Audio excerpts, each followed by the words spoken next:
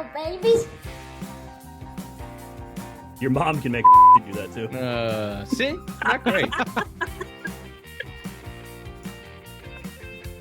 That wasn't shoehorning. That was good. That was Thanks. well done. Well Thank you. done. Thank you. See, fucking suck it, Rich. That was Speaking great. of well done, when do you say we start the show? The Simple Mind Sports Show. We talk latest and greatest in New England sports with a couple laughs in between.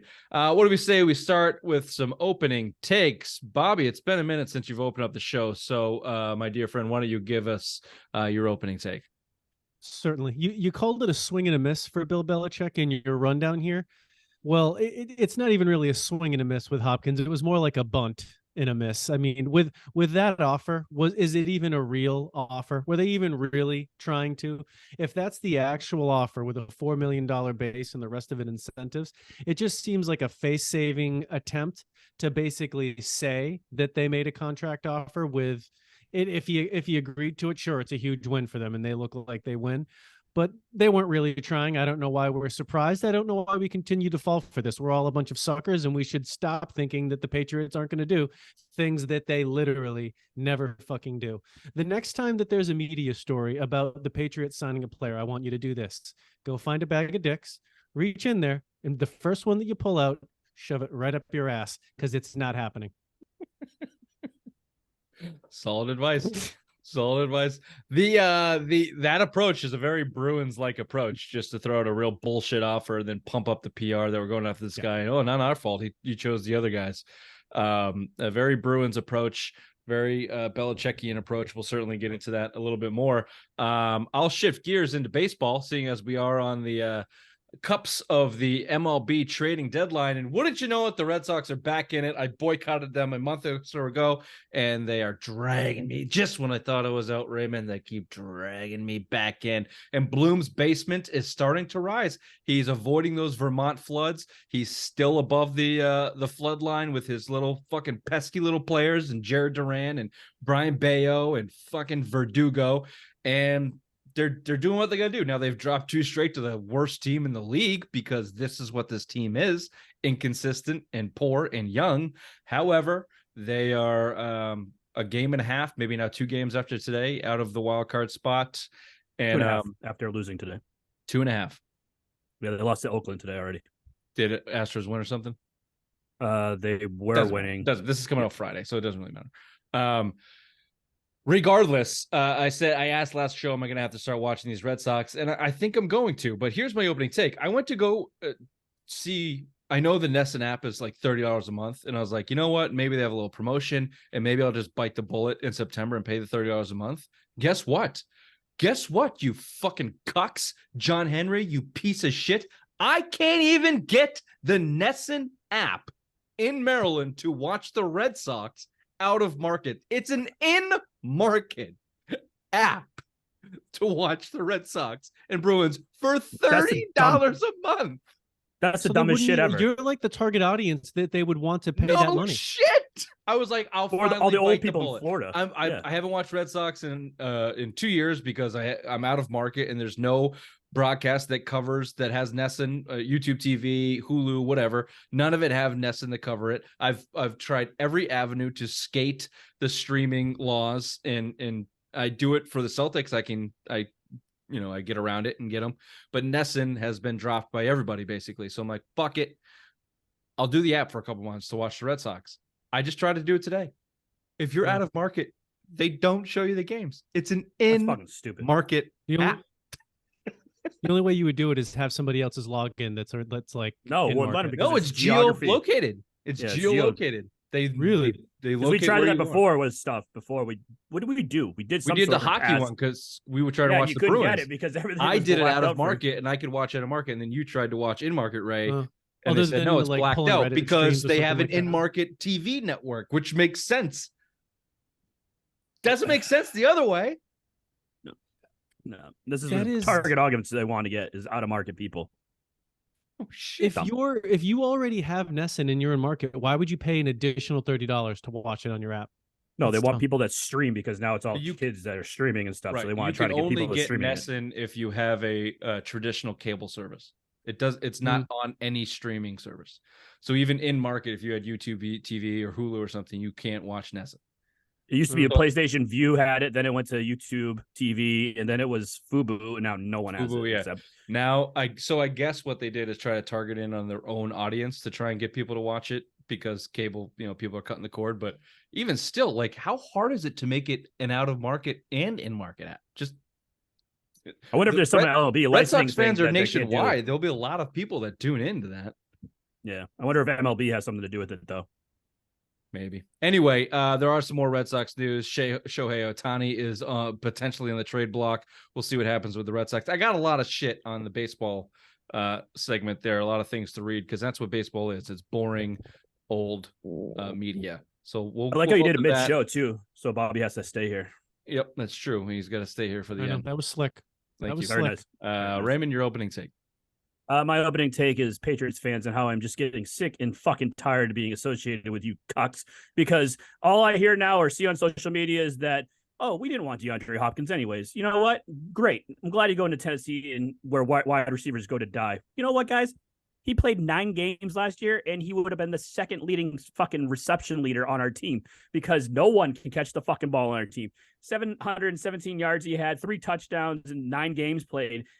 He is a force. This guy is something that you need to help Mac Jones get to year 3 and help him go to that next level. Now we have no one. We have Juju Smith-Schuster, who has a knee injury, who probably won't see the whole season. You got Devontae Parker, who is like DeAndre Hopkins, but not even close to him. He's like a C-type level player. Then you got that guy, skinny guy, Thornton, Tyrod, or whatever the fuck his name is, the rookie from last year. Tyquan Thornton. I mean, this would have helped your receiving core get to that next level, get the confidence, because he would have been double teamed the whole time. But now all New England's saying, no, Bill was right again. We didn't want him. We just wanted to see what he had left in the tank. And, now we got tape on him. Fuck you, Patriots fans. I'm getting sick and tired of being associated with you cunts because you guys think, oh, yeah, when everything goes the other way. No, we didn't want him anyways. You know what? This guy would have helped Mac Jones and helped us probably lock up a playoff spot, whether it be a wild card or the AFC East. But you know what? This is a big miss by Bill Belichick, and all you fucking douchebags that think it's good that we didn't get him should be fucking going down to Tampa and fucking being a Buccaneers fan like you are. Done. I like Angry Ray. I'm glad we asked for the sunglasses now. Now I'm glad we asked for the shades. I get so sick of it, though. You just see it. They're like, oh, I'm glad we didn't get him. We didn't need him anyways. He would have not been great on this team. And it's like, bullshit. This guy in 9 games had 700. We'll see, Ray. Let's talk about the Hopkins thing. Babu has not been high on Hopkins since the whole rumor started. I think he does a certain thing for this team, certainly because of the way they are. But let's save it for the segment. We got a couple Patriot segments. The first being the swing and the miss by Mr. BB, Bill Belichick himself, which will lead us right into our second Patriot segment, which is who's on the hot seat. Is Belichick on the hot seat? If he's not, who is in the NFL? We got a couple names for you there. And then we'll do a little rumor has it segment. This is where baseball is coming back. A lot of, we're at a trade deadline. And although baseball is dead and no one in this market knows anything about baseball other than what's going on with the putrid Red Sox, as little as you might know about that, we'll talk about that. Maybe we'll sprinkle a little Celtics talk into that. Rumor has it. Yeah, just to wake Bobby up. Just to wake him up a little bit. And then Simplest Minds of the week after that. So, per usual. Welcome to the Simple Minds Sports Show, Friday Rewind, July 21st. Welcome to the show.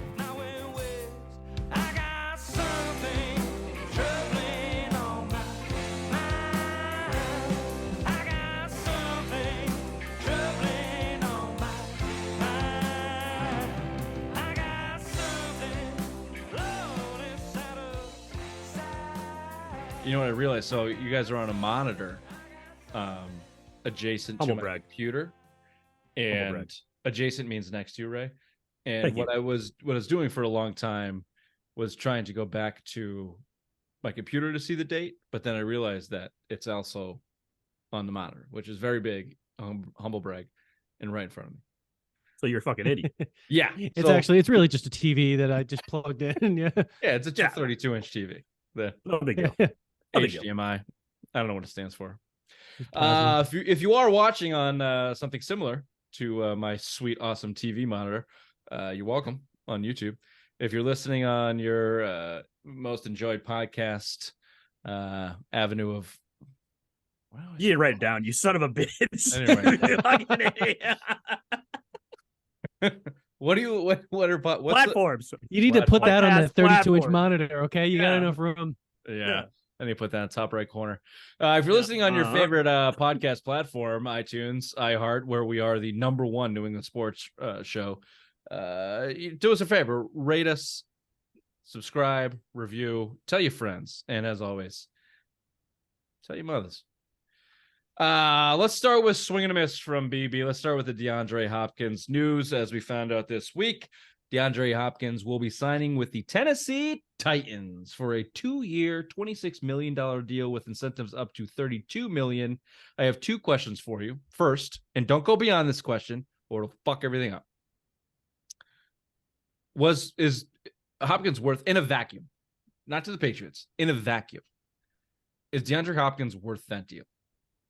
It's essentially, if he maxes out 2 years, $32 million, $16 a year. Is Hopkins worth it? Yes, Bobby. Yes, if he was on the open market, if he came out during, so he got that in July, when all the teams have essentially spent their money. If he came out, it was a free agent, like for example, when Juju Smith-Schuster was a free agent and the Patriots signed him, he would have gotten 2 years, $45 million. He would have gotten more money. Do you think that is he worth it? Yes. Sorry to interrupt you, but from all the reports that we got, he was scheduled to make 19 for the Cardinals, and that's what was scaring teams away, is paying that contract. So we're talking a $3 million difference.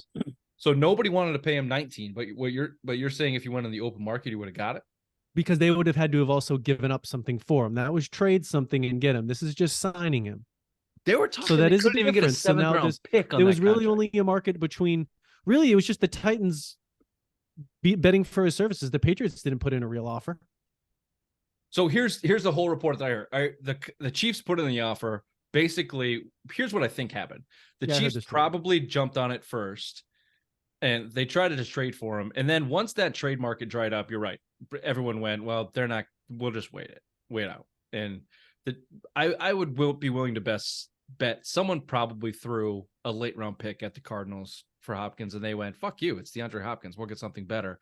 And then a non-verbal collusion started to happen within the marketplace, and everyone decided to wait. And then once he became a free agent, the Chiefs, I think, has been reported something close to what the Patriots offered, $4 million with incentives up to 10. So the Patriots probably got wind of that and said, well, fuck it. Like, we'll offer something closer to that because we think we are the Chiefs still. That makes sense with them thinking that they're on that same level. That makes sense. And then I would bet you the Titans probably offered something close, maybe a little bit more initially, and that was probably his market. And then he and his agent, Lamar Jackson, him and his agent read that and went, well, let's just wait. Odell Beckham got his 14 or whatever. And I was like, oh, well, okay, we're going to get paid. We're just going to wait for the team to pay us. And the fucking Patriots were never going to be that team to pay them. I said don't go beyond that question, but I already went to beyond that question. Right? Was Hopkins worth the money? Do you think DeAndre Hopkins is a top 10 wide receiver in the NFL? Ooh, that's right now, no. Tough list to go down. Probably not. Yeah, there's probably a lot. What would you say? Top 15, maybe? Is he better than DJ Moore? Just quick question. DJ Moore. I'd say he's within the top. I would take him over DJ Moore. 25 to 30. Well, DJ Moore is the 10th highest paid wide receiver in the NFL at $20.6 million. So basically, if he hits all of his incentives, he's making $4 million less than DJ Moore, who is the 10th highest paid right now in the NFL. So yeah, I think the Tennessee Titans got their money's worth. DJ Moore will have a better season than DeAndre Hopkins will. You do know DJ Moore is playing for Chicago Bears right now. I remembered that as soon as I was saying it. Yeah, so you want to take that back? I'll let you retract. I said what I said. I said what I said. I said what I said. Okay. That's fine. Okay. I'm just saying. I mean, the top 10 list is obviously. I'll answer my own question. Is in a vacuum, is Hopkins worth that? Yes. The market dictates that, yes, he's worth it. The top wide receivers are getting paid almost twice as much as that. So Hopkins is worth it. There's concerns. He's 31. He's coming off a season where he was busted for steroids. So he can't do steroids anymore. He's never been a big separation guy anyway. But, yeah, he's got hands and he knows how to play the game. He doesn't like to practice. If you take it out of that vacuum and you put him in the Patriots circumstance, fuck yeah, he's worth that deal. 2 years and a fake second year at 12 or 14 or even 16 in the max. Hell yeah. And not because of a difference maker that he is. It's because outside of the vacuum, what he does to the Patriots wide receiving core, right? You put Hopkins at 1, Parker at 2, Juju at 3 in the slot, and then you've got Bourne, Thornton, and whatever bullshit rookies you want to throw in there. You slot everyone down. We've seen it before in this Patriot system. When you're able to do that, it makes a massive, massive difference. And now you're stuck with Devontae Parker as your number 1 wide receiver. Like, that's not We just great. got that extension. No. Well, I don't even think it's just the slotting everybody down, I think, is great too. I just think the Patriots need a 5th NFL receiver. 3 of those receivers you just listed all have injury histories. Parker, Juju Smith-Schuster, Tyquan Thornton. They're not. How many games are all 4 of those guys going to be available, including Kendrick Bourne? We have no idea. Hunter Henry gets injured too. So they just need a 5th guy so they can just fill out the room, regardless of who's won and who's playing who. They just need to have bodies and put in a 5th NFL receiver. Obviously, Hopkins is capable. He's a good player. And then kick out one of these stupid special teams guys that all they're going to do is play special teams. Get him out of there. Get him out of there. Whoa. I don't know who you think you're No. dealing with here. Matthew Slater is $4 million guaranteed. Needs to be on this roster. Matthew Slater, why is he on the team? You want to talk about hating Patriots fans? I hate it when you listen to these Patriots podcasts and then people call in and be like, I'm just so happy that Matthew Slater's back. Just like the continuity on the special teams and like, well, I'm a leader I'm a leader in the locker room, Bobby. You need to understand. Come on, Bobby. We got to break it down. Let's break it down real quick, guys. Me and Bill There's head no out need 2 for days him. before the There is game, and we literally- measure fucking the size of the blades of grass, and then we dock with each other's penises in the locker room. Who's uncircumcised? Bill. Bill's definitely uncircumcised. He's old. Can I give you, Raymond, the some of the reactions around the league to the Patriots and Belichick swing and miss on this one? I've got a Sure, few. absolutely. Stop me if anything rings a bell for you. This is Dan Orlovsky, quote, "It feels like a massive missed opportunity and loss for the Patriots and Mac Jones going into a huge year. Just look at the division. They are worst in the division when it comes to overall skill and talent by far. Bottom 3, bottom 4 in the conference." He goes on to say, you also expect your quarterback to take a big step, and he's got not nearly the amount of weapons the other quarterbacks have. Agreed. So you think DeAndre Hopkins makes that big of a difference for Mac Jones? Absolutely. If you're getting double teamed and then you have all these other guys going out there and getting some coverage, one of those guys is bound to get open. If it's Devontae Parker, if it's Juju Smith-Schuster, Kendrick Bourne, Tyquan Thornton, someone's going to be open. I mean, this helps everyone out. This helps Mac get better. This helps our other wide receivers get confidence and get better. So yes, absolutely. And I totally agree with him that now we are probably the bottom 3, bottom 4 of the conference. I love that Dan Orlovsky came out and said that because I find that to be extremely true because it is a big step back on offense. Just to combat that point a little bit, your mother got double teamed all night last night, and she saw plenty of balls. So it can shoehorned it. Shoehorned it. No, Colin don't let me shoehorned it. He Colin shoehorned it. Cowherd goes on to say, Bobby, quote, "It's more of an indictment on New England. Think about this. So I'm a star receiver. I can't do a Cowherd. I'm a star receiver. And in the NFL, you're as good as the quarterback."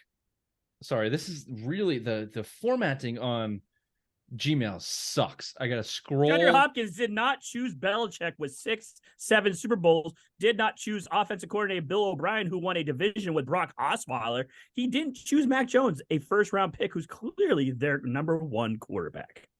He chose Tennessee with a shaky offensive line, running back dominant, and you have no idea what the future at quarterback is. Bobby, I disagree with why Hopkins is in Tennessee. He's in Tennessee because they gave him $32 million. Well, exactly. That quote's dumb. It had nothing to do with that. If those two offers are the same, he chose $26 million over 8. Like, yeah, it has nothing to do with Ryan fucking close Tannehill. to what the problem is. I think if the Patriots made him that offer, he probably goes to the Patriots. I believe he came out too before he signed and said, I wanted to go to a team that had a good defense a well-established Yes, coach, yeah, and a yes, quarterback exactly. that is a Stop you veteran. right now, right? Bullshit. You know what that means? Oh, I know. That's I what want to go to bullshit, the yeah. team that's going to pay me the most amount of money. Exactly. That's it. And That's all he I wanted. don't, I don't begrudge DeAndre Hopkins at all. No, A difference of this is- $18 million. It's a fucking no-brainer.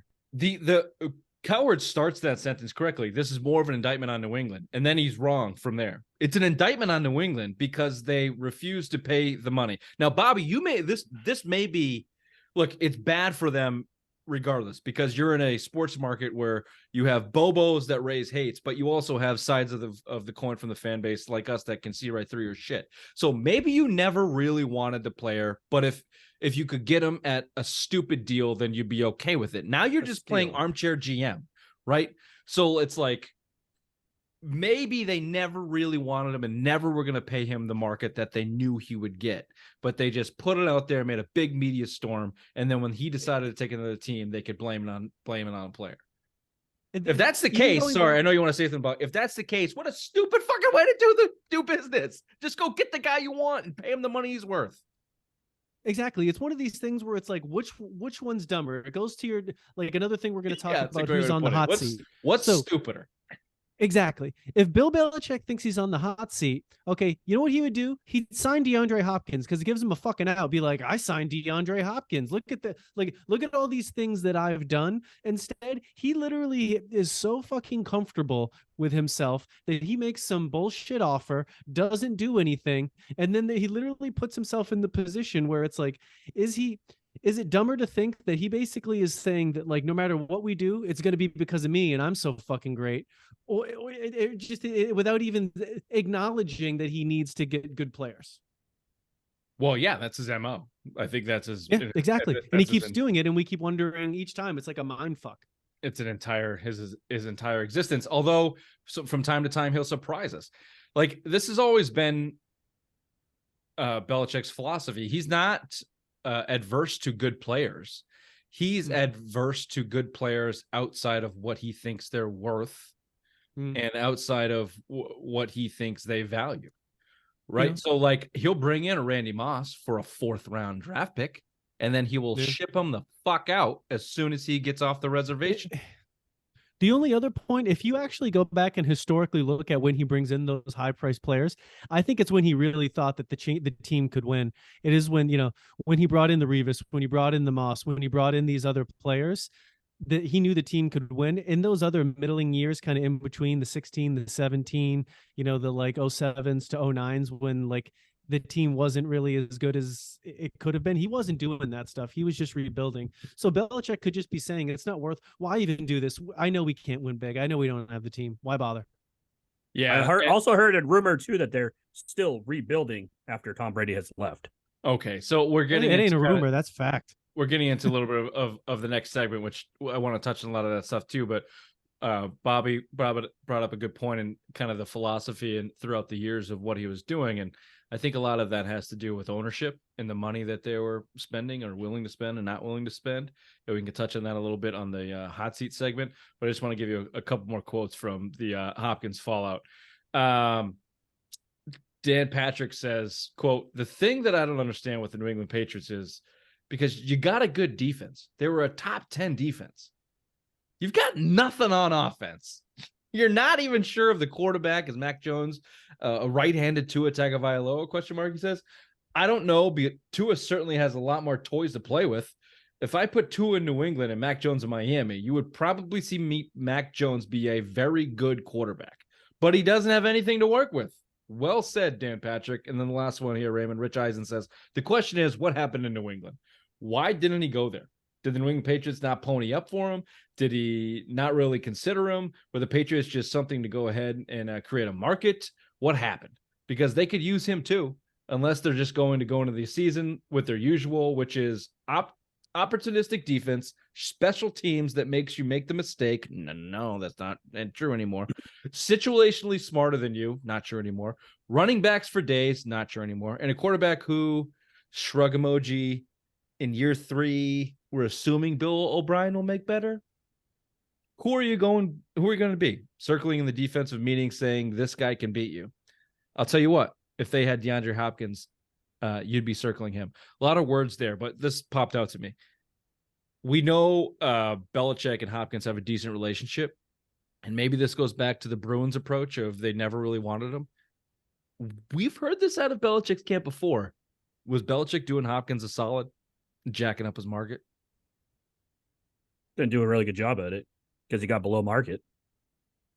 Fuck you, he got below market. The Chiefs offered him 4. The Chiefs offered him 4. But from all accounts, the Titans blew everybody out of the water.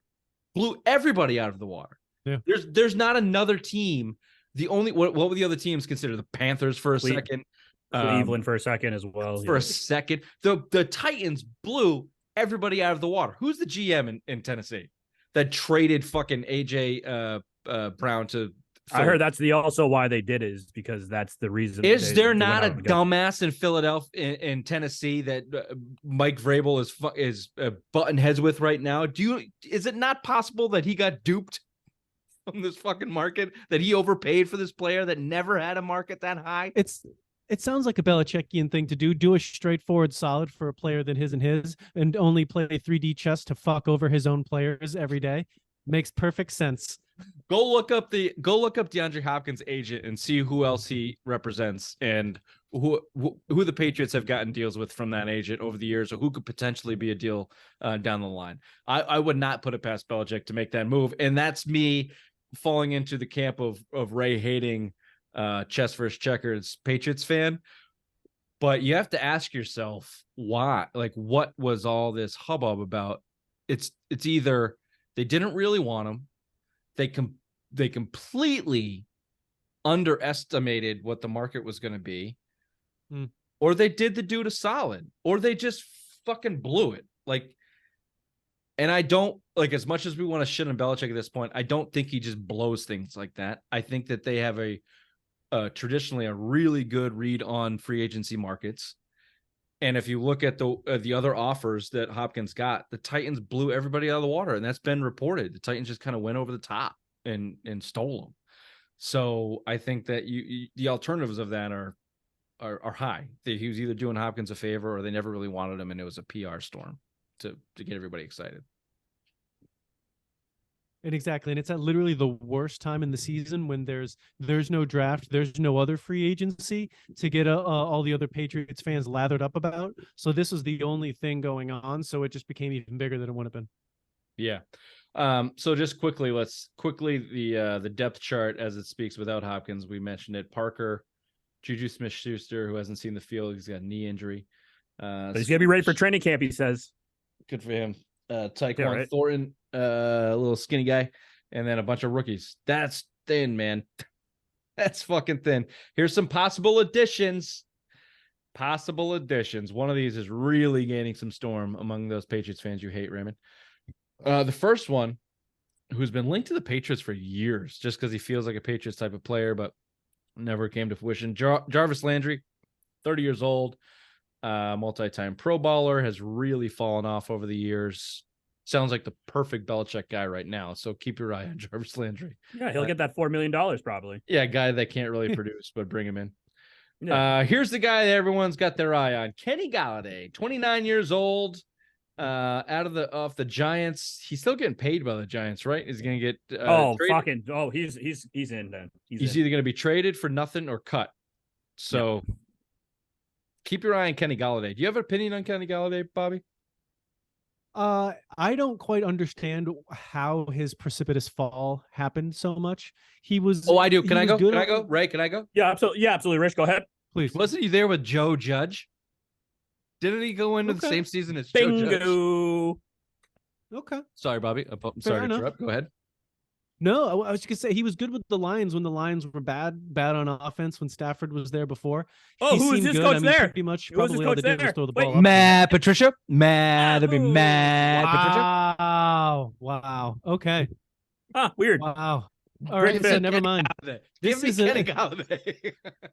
Kenny Golladay needs to get in here immediately because he's going to be in the fucking Hall of Fame with Jack Jones then. Yeah. No, the second he walks into the program, like, there's no way Kenny Golladay knows that when Joe Judge is still with the Patriots. But when he walks in, they go, "What's your coaching staff?" And they go, "Well, it's Belichick. His assistant coach is Joe Judge." And like, "Fuck you, I'm out." I'm out. Titans are calling me. No, what Yeah. they're gonna bring him in for a workout. They're just gonna like show him around, be like, "This is where the lockers is," and then all of a sudden, behind the locker comes Joe Judd. He's like, "Yeah." He just grunting in the corner. Football. He's like, "Kenny, get over here." Fucking asshole. Also on this list, the 34-year-old completely cashed Julio Jones. Nope. No thanks. Yeah, that's a hard pass. And then an intriguing name, probably not a lot of people know, but the 29-year-old Brian Pringle. I like Pringles. Had some today. Wait. What flavor? Guess. You look like an original kind of guy. I do generally eat original. Not today, though. Ooh, sour cream and onion. Nailed it. Sprinkle the dust on your mother's pussy before you. So let's just throw it over to that's it. Those are allow me to just put one more. Well, there's one more person that's come out recently. Oh, go The ahead. Jets are saying that they're going to either, yes. if they can't trade Denzel Mims, that they would waive him, and of course, Patriots are interested. Oh, yeah. Never going to trade for him. They will not. Yeah. No, trade never with the Jets, but they will.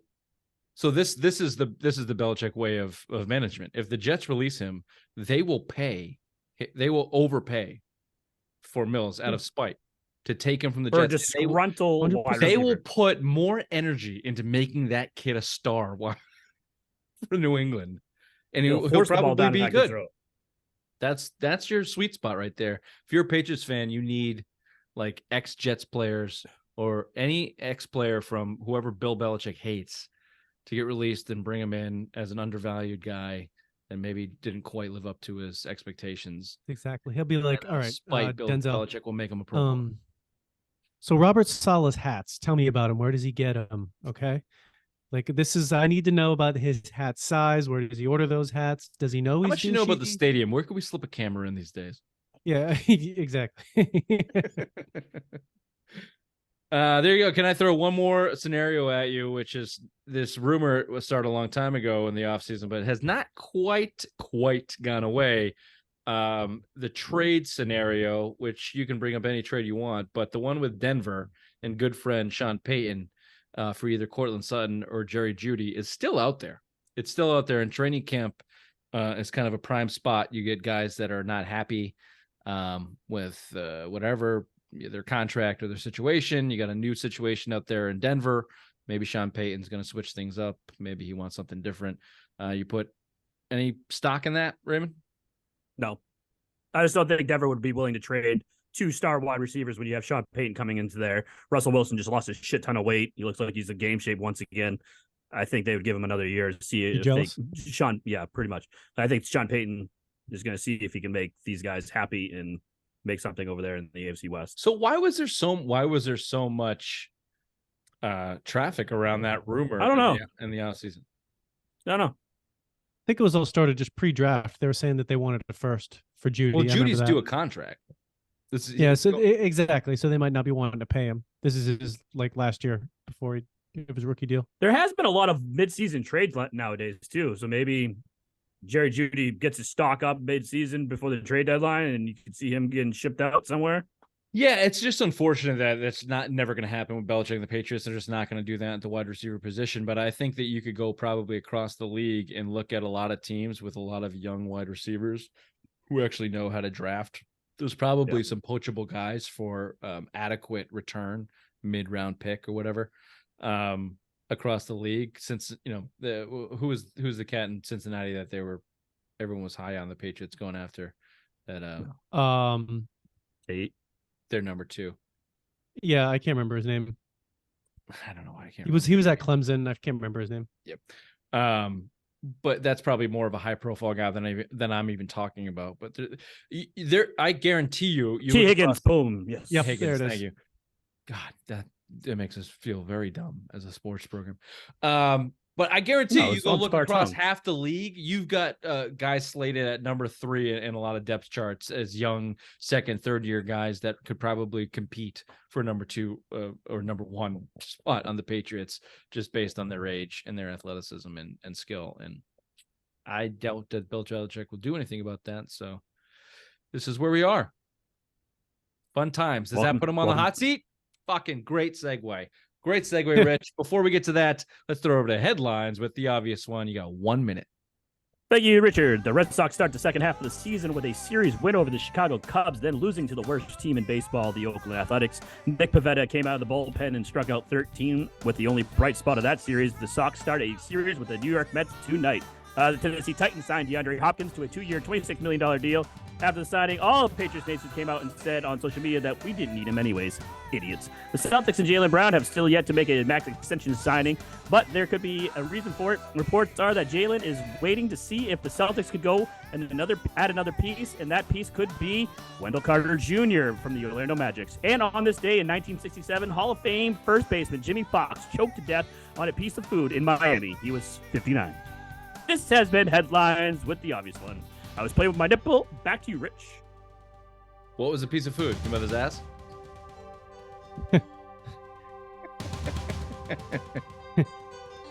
That wasn't shoehorn.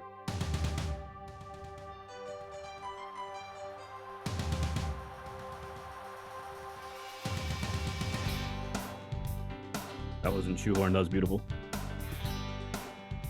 There's been some good seamless ones. It's been nice. Yeah, great timing there. Great timing. But we really went long on that initial segment. What else are we gonna go long on? Fucking Red Sox? No. Your mother went long on my nope. See? Nope. See, that was shoehorn. Quota. No, that was not shoehorn. We just got that was shoehorn. No, that was shoehorn. No, I delayed the comedic timing, which is why it felt shoehorn. But if I landed it, I could have landed it. But quota. I'm all done. Like I landed in your mother's face last night. Yeah. See, it works. I think the problem is, we're actually talking about sports that Bobby gives a shit about, and he goes on and on and on and on and on and on. That is a problem. That is a problem. That is part of your time management. Speaking of long-winded, goddamn producer Robbie over here. Mm-hmm. He's no rambling Ruth, though. Hey, he's no rambling Ruth. Easy. Mm-hmm. Oh, fuck. I still have to do that interview.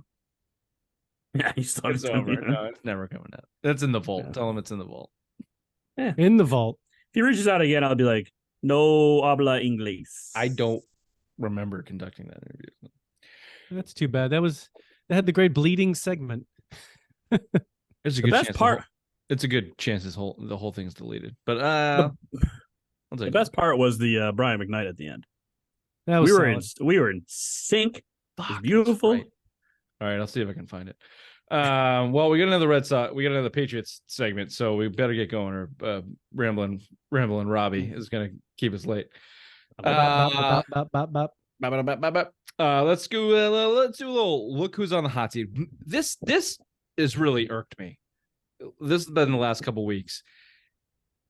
Have you guys seen Ray? You might have seen this. I think it's more of a social media kind of thing, but there was a clip on the Joe Rogan podcast about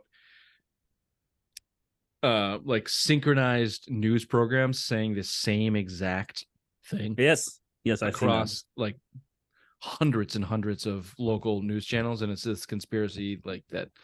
Everyone's being fed the same information. There's no actual news. Blah blah blah blah. Seen that? Yeah. That's what this Bill Belichick is in the hot seat feels like. Feels like it started as kind of like a quirky, slow sports news segment. So let's talk about is Belichick on the hot seat locally here with the channels, and then the national sports region picked it up, and now it's just gone to everywhere you look is Belichick on the hot seat. No, he's not on the fucking hot seat. He's not on the hot seat. I don't care what Kraft says. I don't care what they do. He's not on the hot seat for 5 main reasons. Number one, he makes too much fucking money. They're not going to fire a $20 million guy to go sit on his yacht 8 rings. How many years does he have on like a contract? No one knows. Would have to pay him. No one knows because he's not part of the coaching association. It is reported that he re-upped recently.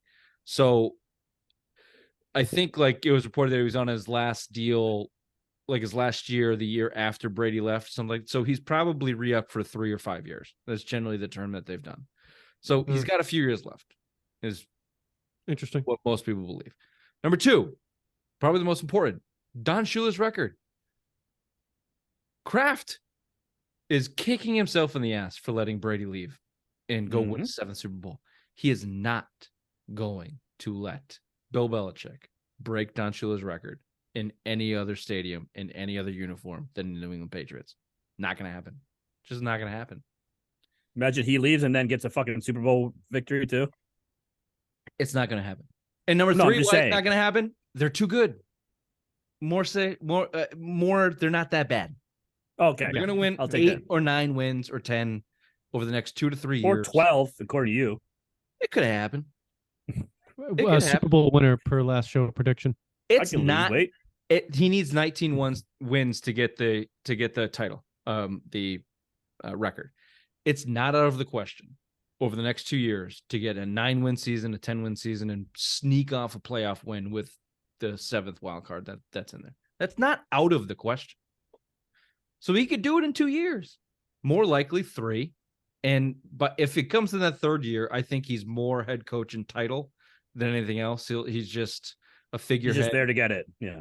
And then, that's a real transition year type of thing. We'll see. The clash of powers is real. There's a lot of fucking ego going on there. Kraft, number 4, Kraft does not have the balls to do it. He just doesn't. If he's old, he might die. Maybe Jonathan does, but Robert Kraft doesn't. I was going to say that if Kraft dies, does Jonathan have the balls to do it? No, because now you're dealing with the memory of his father and you got to deal with all that stuff. Maybe Jonathan Kraft is like. Well, we don't know. We don't know if Jonathan Kraft isn't really cunty and he's like, okay, it's my time, baby. We don't know. Spiteful little shit, like he say, fuck it, I want it my way now, baby. Spells the I've been waiting for that old bastard to die. Yeah, Billy. Yeah. And then lastly, I put on here fear of the unknown. What's next? We don't know, but mediocrity and potential upside because the name Belichick is still attached to your program is a lot better than 3-13 and truly going down to the dregs of the league. So it's not going to happen. Your opinion on that? I don't think it's going to happen until he breaks the record either. I think that he's going to break the record because, like you said, he doesn't want to see him do it in any other kind of shirt, uniform, team, franchise, whatever. He wants to see him do it here because, like you said, Brady winning that 7th Super Bowl was probably almost got him to the gates of heaven after seeing that. Yeah, if not, he at least had like 4 to 6 months of a true Langevin down there with his poor new bride. Just was nothing was going to make it. He just couldn't get it up. Hey, lots of prayers. Bobby, is Belichick on the hot seat? Oh, God, no. If this is Belichick on the hot seat, I mean, he is operating in classic Belichick like he's prime with Brady. I mean, there is no deviation from his normal behavior. So Bill doesn't think he's on the hot seat or just doesn't give a fuck. Rightfully so. Honestly, I mean, I'm pissed at him too. I don't think he's handling things very well. But like, if I was in his position, if I was just overcome with ego and confidence and arrogance, I wouldn't act any other way either. Like, fuck you. I'm 71. Like, you want me to be around people I don't like? No, I'm not doing that shit. Like, I'm here for one reason. Don Shula. That's it. I act that way now with far less accomplishments. Don't we all? Don't we all? Do you guys have an appetite to go through this hot seat list of NFL head coaches? There's, I don't know, like 7 or 8. Well, we're going to talk about this or baseball. Bobby? Let's run it down. All right. This is from yahoo.com, so it should be good. This is a hot seat list of NFL head coaches, and they're ranked on number of flame emojis, 1 to 5. I believe it is.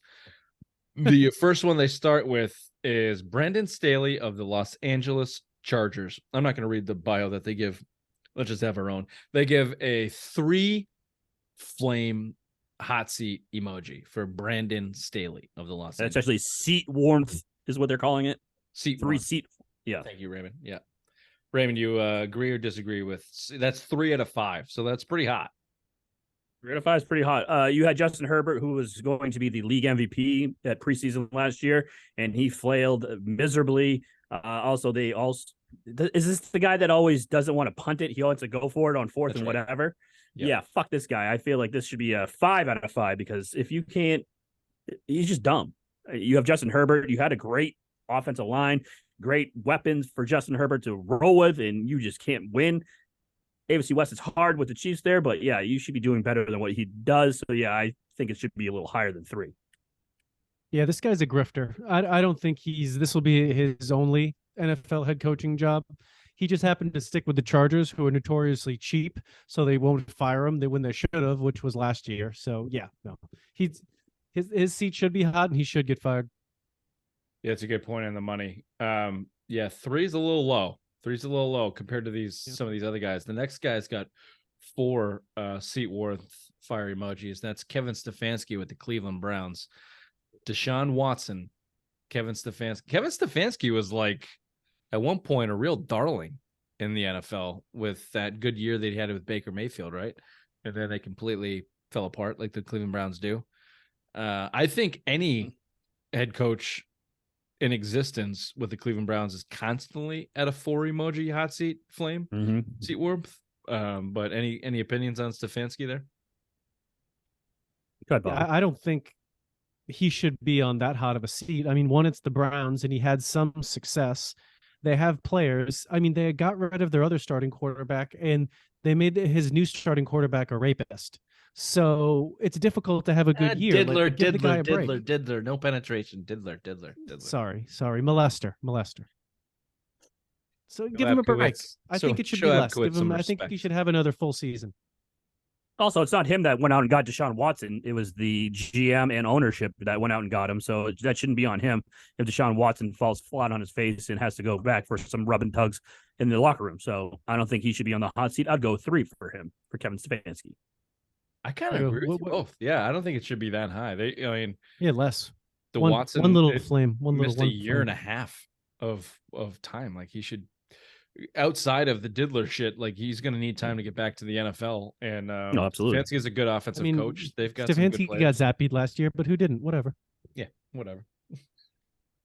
They gave him a goddamn shot. Everyone would have got zapped. You know what I'm saying? Here's an interesting one for you Patriots fan. Josh McDaniels of the Las Vegas Raiders has a seat warmth fire emoji of 4. Hot.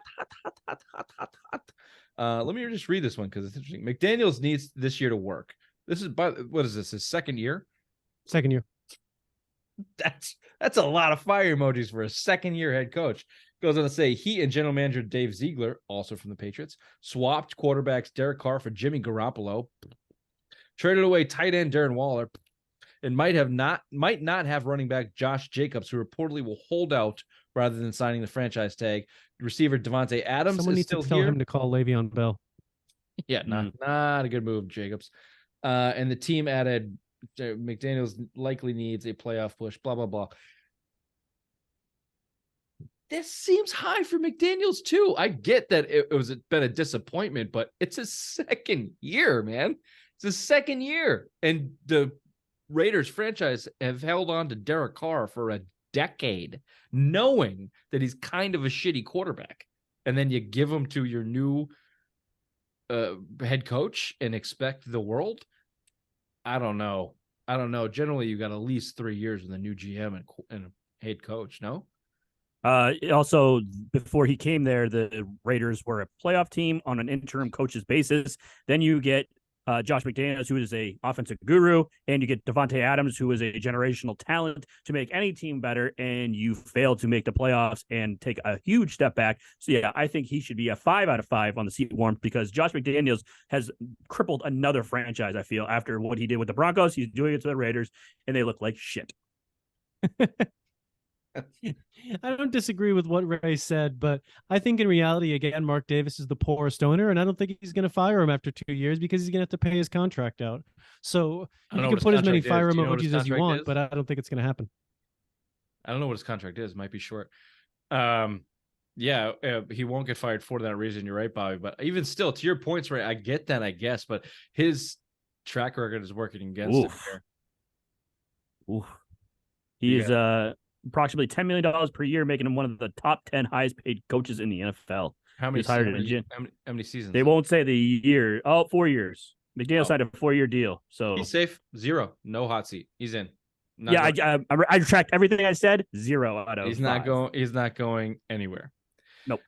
Here's a really interesting one, and then the next one we can kind of skirt over. The next one they have Mike Vrabel, Tennessee Titans. 3 fire emojis on the seat warmth, hot seat. I want to read this because why would he be? Mike Vrabel appeared to win the power struggle between him and ex-GM John Robinson, but now heads into uncertain waters with shaky roster and the resurgence of Jacksonville Jaguars in the division. The addition of DeAndre Hopkins is huge for the offense, but that doesn't change the fact that Tennessee squandered its division lead with a 7-game losing streak to end 2022. Vrabel is a good coach, but questions will arise without a rebound this season. If you're the Tennessee Titans, are you firing Mike Vrabel? Nope, because you don't have a quarterback. You obviously drafted one last year with Malik Willis and then this year with Will Levis. So I don't think he's on the hot seat because that could be his answer for a disappointing season that I had ran Tannehill, but I have quarterbacks in waiting. This is what we're going to do. This is my plan going forward. So I'd go 0 for Mike Vrabel. Yeah, so would I. I mean, the article contradicted himself by talking about ex-GM who they got rid of because they traded away A.J. Brown, who was fucking stud receiver, and they just traded him to the Eagles. Yep. Yeah. Shouldn't Vrabel get like the Mike Tomlin treatment? Like Mike Tomlin, I think he would. Mike Tomlin doesn't have a playoff win in 6 years, but they're always competitive. They just don't have a quarterback. Like was Vrabel there when Mariota beat the Chiefs that year? Was that his first year? I don't remember. That's tough for me to say. I don't know. Vrabel made it to the AFC Championship, right? Or was that the divisional round against the Ravens? Divisional round. Division, yeah. They were the number 1 seed. Look, whatever he did with Ryan Tannehill speaks for itself. I think guys like that are good NFL coaches. Fucking Bill Belichick's in this place right now. Sorry, AFC Championship. You're right. Yeah, he has an AFC. They did. They got beat by the Chiefs. They were up 21-0 at halftime. That's what it was. So he's 48-34 while leading his team to 3 playoff appearances, 2 division championships, you don't get 2 playoff wins, and 1 AFC Championship appearance. So yeah, God damn it! What's his contract like? In 2 years, when Belichick beats Shula, 3 years, could the Patriots swoop in? Could Kraft swoop in and get that guy? Fuck Mayo. Get out of here. Give me Vrabel. Fuck Bill O'Brien. I think Vrabel's great. Let me give you a couple of names here. We don't have to go down. Mike McCarthy, Dallas Cowboys. 5 out of 5. They only have 2. This guy should already be out. How is he not? He never should have got the damn job. Thank you. His first year, he didn't even make the playoffs. I think they were 3rd or something in the division. Yeah, Dak Prescott's a bust. That was a bad move. Of course. The Cowboys are going to be bad for another 10 years. They're just going to be whatever. They have Belichick on this list at 1. He's the only guy on this list with 1 fire emoji, and we all agree that it should be 0. He's not on that. Agreed. Yeah. Maybe 1 just as like maybe smoke. Give me the smoke emoji. Yeah, just a little bit. Just a little bit. Todd Bowles. Yeah, sure, fine. He has 5. He's the guy with 5 emojis. It's fucking Tampa. Who cares? Who gives a fuck? That's right.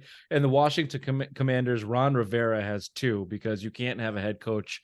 I give him 5. The Commanders on the fire list here. I give him 5 because you signed Eric Bieniemy as your offensive coordinator. If they look a little better than they did last year, I see Eric Bieniemy getting that job. We need to see that team get sold and then decide who's on what hot seat. Well, we'll find out their name next year. The only hot seat in that organization that matters is Dan Snyder. That's the only hot seat, and that's at a 6. So we need to see that transgression go down before we decide about the head coach. All right, that was good. I like that. Let's do a quick break and a little rumor has it. Rumor has it.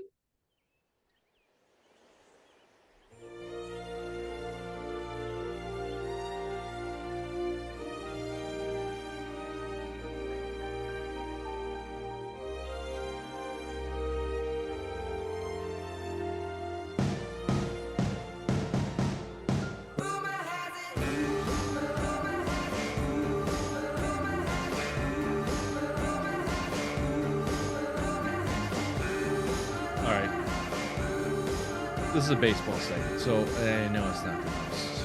And there's a lot of words here, but a lot of numbers too. It's like graphs and shit. Yeah, there's a lot. If Bill was on the show right now, he would have a huge boner. Yeah, he would have scrolled down already. He would have seen it all go down. But really what I want to do. So rumor has it, we're going to talk a little bit baseball, finish it off with a quick basketball. But where we're going to start is Shohei Ohtani, not in the cards for the Red Sox. The one-time MVP, came in second last year, fourth in Cy Young last year, Rookie of the Year, Silver Slugger winner, 3-time All-Star, Shohei Ohtani, the best player in the game, revolutionary talent. The Red Sox are not in on. They're just not. Which is criminal if you're the fucking Red Sox. It's absolutely criminal. Let me read you a couple things. We'll discuss it very quickly and see where the Red Sox can go from there. This is a recent report from ESPN's Kylie McDaniel. Does not put Boston among the top suitors. McDaniel polled 26 baseball people, executives, scouts, and insiders on where Ohtani might sign and how much he might get on the open market. None of those polled mentioned the Red Sox as potential landing spot. McDaniel and sources expect the Angels to try and re-sign Ohtani. The Mets, Padres, Yankees, and Dodgers expect to be aggressive as well. McDaniel also mentioned the Mariners, Giants, Rangers, and Cubs because some combination of location, market size, team building philosophy in each. McDaniel's sources made predictions ranging from short, high average annual value deals to longer mega deals that could exceed $600 million when Ohtani gets to the market. An average of those guesses on long-term deals has Ohtani receiving an 11-year, $524.3 million contract, which is conservative. Mookie Betts got 14. He'll get something like that at $47.5 million annual value.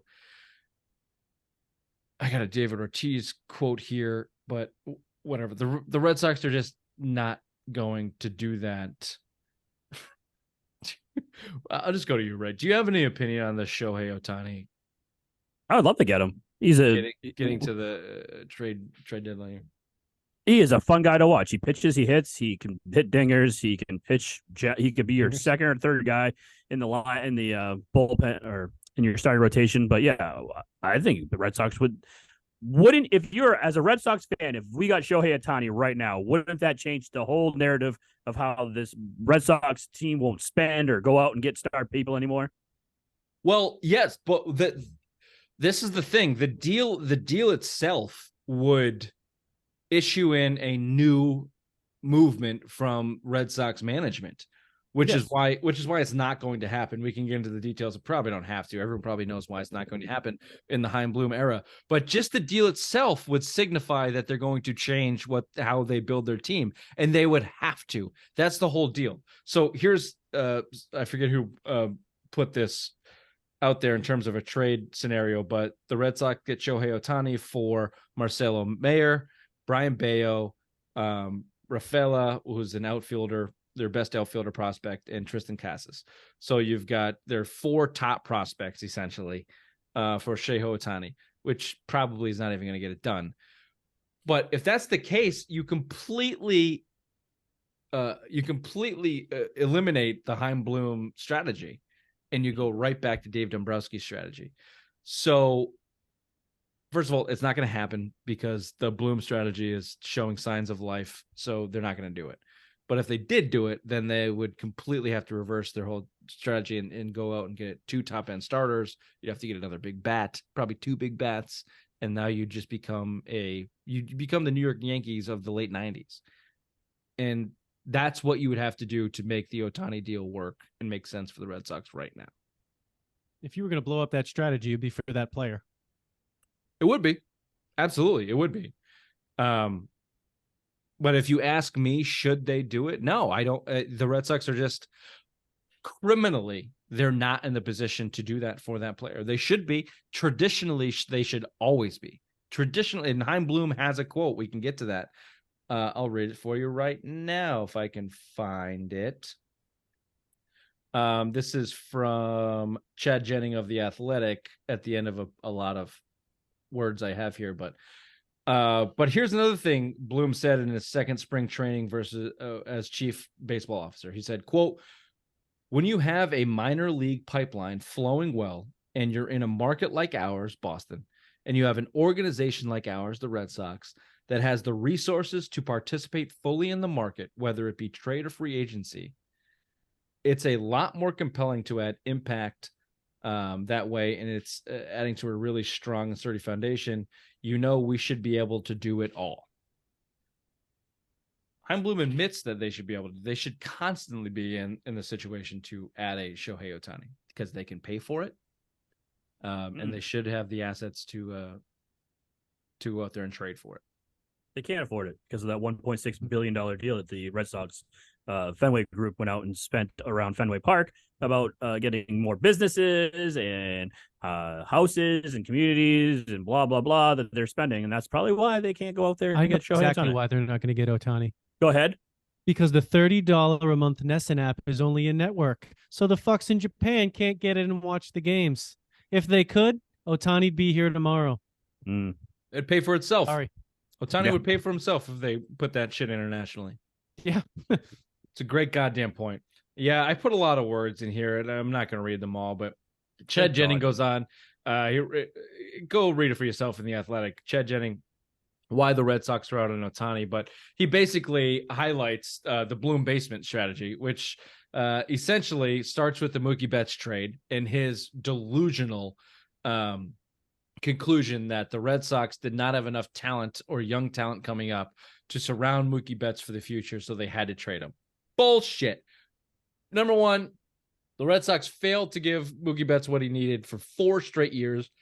They're $100 million behind the extension for 4 straight years. So Betts said, fuck you, I'm out. He was never going to sign in the Red Sox.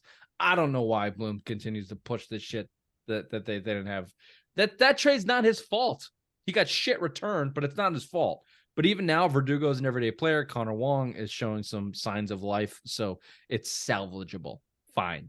But Chad Jennings' point here is why the Red Sox are out is the Bloom basement strategy. Basically, you trade Betts. They're trying to build a pipeline. You're trying to put yourself in a competitive situation like the Dodgers, but you have to start somewhere. And where do you start? At the very fucking bottom. And that's how Bloom's. It's like he's playing a video game. He's a fucking nerd. You want to fill the entire farm system with as many young, talented kids as possible. And then miraculously, those guys come up and they become big league stars, and you trade some. And then now you're navigating the marketplace with big league players or close to big league players. The problem is that's not real life. A lot of prospects, most prospects don't work out. So you can go get as many as you want. I think there's like 40 prospects that he's traded for in 4 years. And how many of them worked out? We haven't seen one of them come through. Even the young guys here, Duran, Bayo, Casas, they're not those guys that he traded for. So that's just not how it generally works. Secondly, the Red Sox don't have a great farm system. They haven't produced starting pitching. They produced Lester, Buchholz, if you want to count him, and now Bayo in something like 20 years. So you're reliant on a system that can't even produce young pitching, at least. And thirdly, you're the Boston fucking Red Sox. You're worth $5 billion. Go pay for half your fucking team and compete for the World Series every other year. That's your job. You're 15th to 12th in spending right now. It's gross. It's gross. Go buy some fucking talent, because the Rays can't, but they're top of the list for Ohtani right now because they're trying as hard as they can to get that elusive World Series that they have not been able to do with their shit fucking payroll for 30 years. It's the Bloom basement has reached its peak with this Ohtani thing. For them not to be in contention for Ohtani, sorry to keep rambling, but look at the Yankees. They're on a downward trajectory worse than the Red Sox, and they're still in on Ohtani. That's somehow where they should be. Their farm system is worse than ours, and yet they still have a shot at getting him, which is I don't understand. No shit. The only way to understand that is their management wants him and they can afford him, so they're going to go get him. There's only a handful of teams that can truly afford Ohtani. There's a couple of them that might try to do it as a rental. The Rays can afford the $13 million that's left on his contract this year, and if they get a title out of it, that's worth it for the Tampa Bay Rays because they've never won a World Series, and they have a very small market. They don't have a lot. That would be interesting if the Rays traded for him. And they have if a they went all in. robust minor league system. They could probably trade like their They've done it before. They did it with David Price, and like be better than everything else that anybody else could offer. Did they do it with David Price, or did he come from, or did he trade him to Detroit? What's the difference? 4,000 fans go to the game anyway.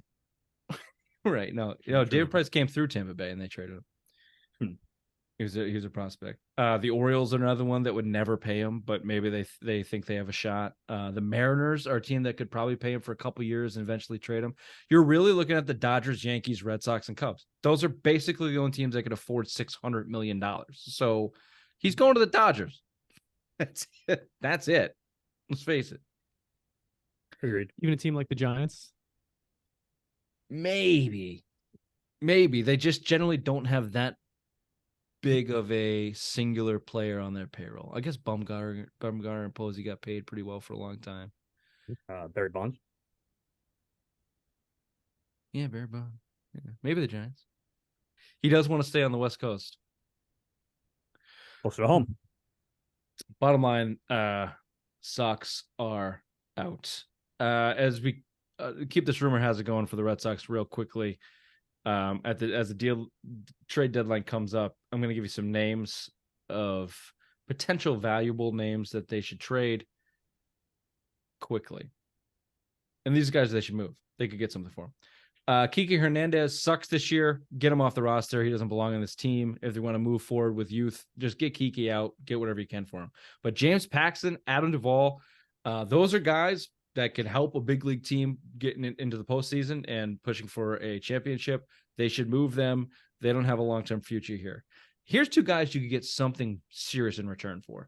Nick Pivetta, whose name has been tossed around a lot. He's been absolutely dynamic in the bullpen. I'd move him on the last year of his deal. And then very rarely is this guy discussed in trade talks for the Red Sox, but I'd get rid of this fucking guy. Garrett Whitlock. You got him for nothing in a Rule 5 draft. He's often injured, but has a ton of upside. You could get a team to bite on him for a big league return or a pretty decent prospect return. It's time for Heimblum to make a big boy move and deal one of these guys outside of just mulling around at the deadline. Any thoughts on that? And then there's rumors that they're in on the White Sox, bringing in Tim Anderson and Giolito from the White Sox, but more likely they're just going to get a back end starter and some bullshit reliever. Raymond, your final thoughts on the Red Sox? They should just sell. I mean, that's what they are. You've been playing the shitbags of the MLB right now. That's why you went on this little hot streak. Now you're going to be playing against divisional opponents like the Blue Jays, the Orioles, and the Rays. So you're going to be back in the basement, right behind the Yankees or in front of them for last in division. So I think you should sell, try to get that farm system into the top 10 like you want to, and then go from there, because I don't want to get my hopes up anymore. Third wild card spot. Cool. Great. You made it. We want to put a banner up on Fenway Park. Who gives a fuck? Yeah, the only thing they should be shooting for is youngish talent with ups. They should be shooting for the now and the future if they're going to bring something in. Term, youngest talent, youngerish talent. All right, Bobby, the last segment on Rumor Has It is one of Ray's headlines. Are you frozen, Raymond? Pay your internet bill, idiot. Rumor has it that Jaylen Brown is delaying signing the Supermax because the Celtics are working on a deal for Wendell Carter Jr., who I guess is butt buddies with Jaylen. And if they were to sign Wendell Carter Jr., Jaylen would sign a deal less than the max to fit him in and make all the money work.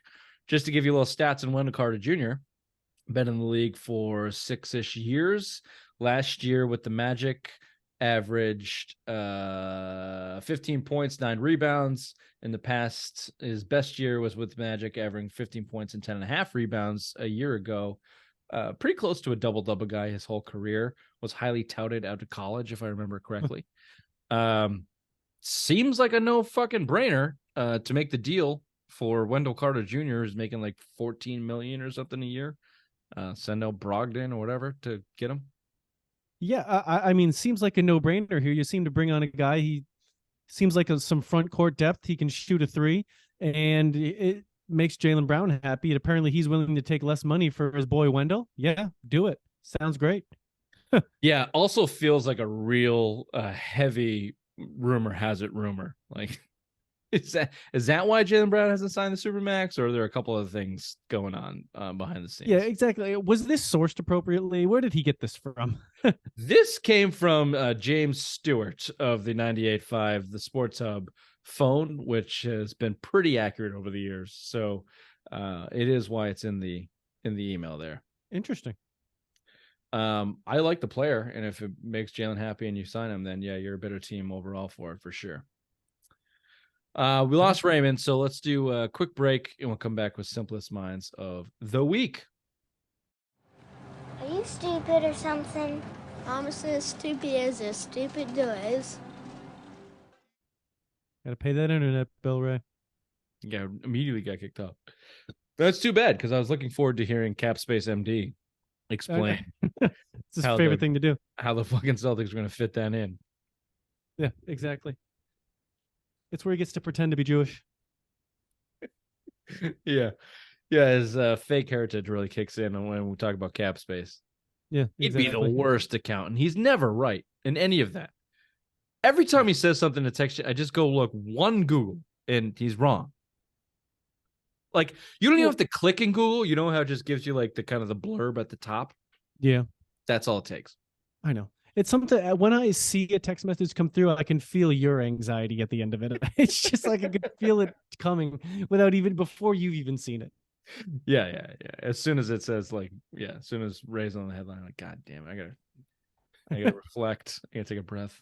Yeah, I just imagine you being in like some sort of an important scenario and you get the notification and then you just see and you're just what the fuck, and like just like losing your composure. There has been a point in last week where I've just completely stopped what I've done. Like, been working on the computer, looking this way, looking at my phone, just like it just stopped. Lean back, and then everything gets derailed. Fucking hate him. I'm glad he's not here right now. Real quickly, let's talk about this. I have two simplest minds of the week. Number one, story in the news this week: the U.S. soldier who essentially defected to North Korea because he was going to get in trouble. Like, he didn't pass a test or did something wrong with the military and was going to have to scrub the decks on his way home or something. He's like, "Fuck that! I'm going to North Korea." What an idiot! That is so bad. Like, out of all the choices, it's number one, he's never getting out. He's probably being tortured currently. And there isn't any way, shape, or form that whatever the U.S. military was going to do to him is worse than what's happening right now. No, he's never going to be heard from again. He is a very simple mind. Very simple mind. Congratulations to him for making the show today. Also, thoughts and prayers to his family. That's sad. He's never coming back. He's never coming back. And then speaking of never coming back, this guy may not make it back to the field, at least as a Patriot. Jack Jones and his recent Instagram post. What a fucking idiot. Sorry, future Hall of Famer Jack Jones. Yep. Had this to say to all you Twitter birds out there. Quote, I guess it was on Twitter and then was re-put on Instagram, whatever. I don't know. Ray's our social media expert. Jack Jones said, "Y'all, quote, y'all Twitter birds, I'll never argue with nerds. Me and Ja, not the same." Now, of course, he's talking about Ja Morant and the multitude of gun charges, not charges, but penalties Ja Morant is facing with the NBA and potentially the state of Utah. Who knows? But Jack Jones, not the same as Ja Morant. No, I mean, at least Ja Morant doesn't get arrested for he just brandishes guns on Instagram Live. That's it. Okay. Yeah. He doesn't do anything else. All right. You bring him loaded into an airport. Okay. You're significantly worse, Jack. Yeah. If you're talking about not the same, technically, I guess that's true. But are you both morons? Yeah. Yes. Yep. Moronic idiots. Idiots. I would like to hear a follow-up. I wish that was like a press conference. Jack, I would like a response from Ja too. I would love a response from Ja. You know what the response is going to be?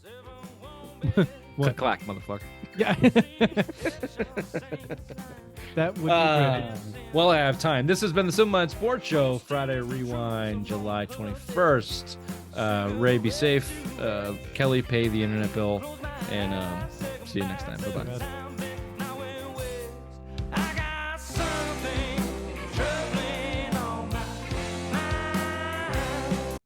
It's too bad. Too bad. He was probably kind of like double dipping. He knew the show was coming to an end, was loading up whatever extravagant porn site that he hits after this, and then it probably crashed. Yeah. Yeah, that's true. Yeah, it's computer. He seems like a pay internet guy. I think he has a pay porn site. Definitely. He has to have at least dabbled in one. I feel like his extensive internet porn use at this point, like whatever that the free sites have to offer him doesn't satisfy his itch anymore. So he's at a very obscure site that is catering to his niche, whatever that is. Yeah, it might not even be like the actual content, it's just the idea that he has to pay for it. So it's a little bit more. You think he's into webcams? He seemed like a webcam guy. He could be into webcams. Yeah, he could be talked into it for sure. And he's not terribly cheap. I think he's not. It's certainly in this venue, he wouldn't be frugal about it. He'd be willing to spend a couple of dollars. I could see him doing that. Maybe something modest, what, $15 a month, something like that. Yeah, something just slides under the radar, like a Netflix subscription, wouldn't raise any eyebrows. Dip his toes in, and yeah, exactly. Yeah, get to choose his own adventure via typeboard. Yeah, he starts it, and then he upgrades. Then he gets to message the girls a little bit, and then a little bit more. Then he gets the free, a half-hour webcam. Yeah, he's got a favorite. He's got a favorite. Exactly. They've got a connection. He's really into Fortnite. To phone sex.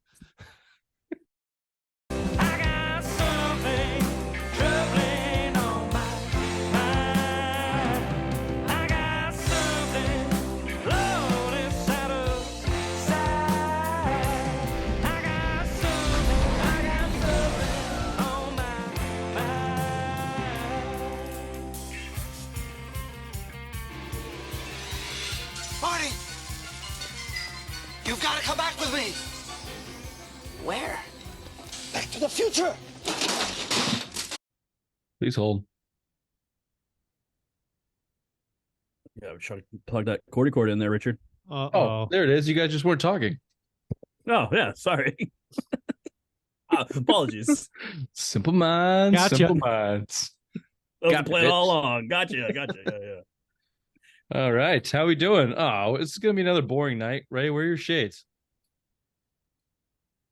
Yeah, come on. Think You just have them sitting there at the ready? Yeah, fuck yeah.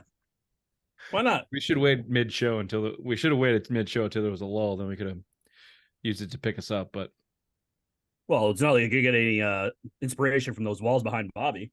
No, that's going to be tough. Room? It is, of course. Normally, I do it from the east wing. I've moved to the west wing. Good for you. Yes, I can see the light hits the walls differently over in the west wing.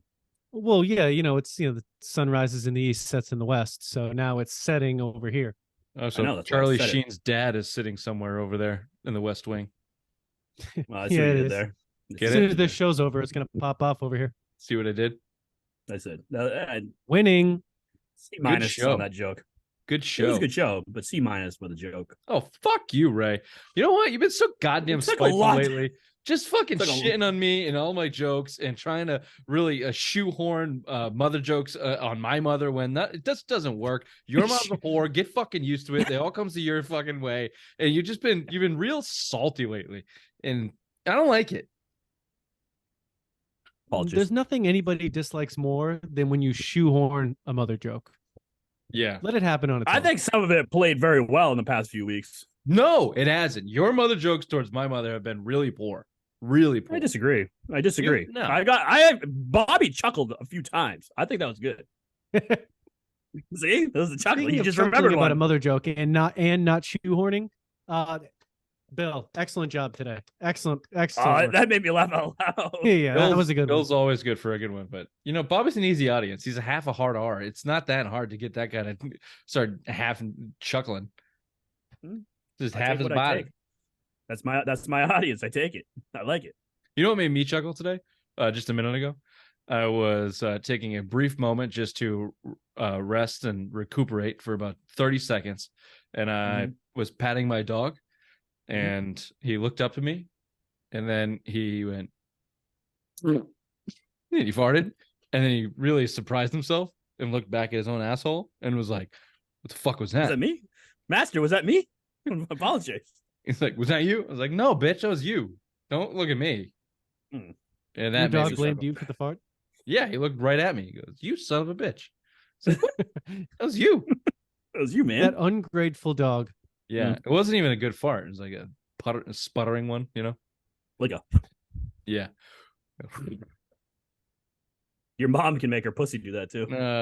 See, not great. That wasn't shoehorning. That was good. That was Thanks. well done. Thank Well you. done. Thank you. See, fucking suck it, Rich. That was Speaking good. of well done, what do you say we start the show? The Simple Mind Sports Show. We talk latest and greatest in New England sports. With a couple laughs in between. What do we say we start?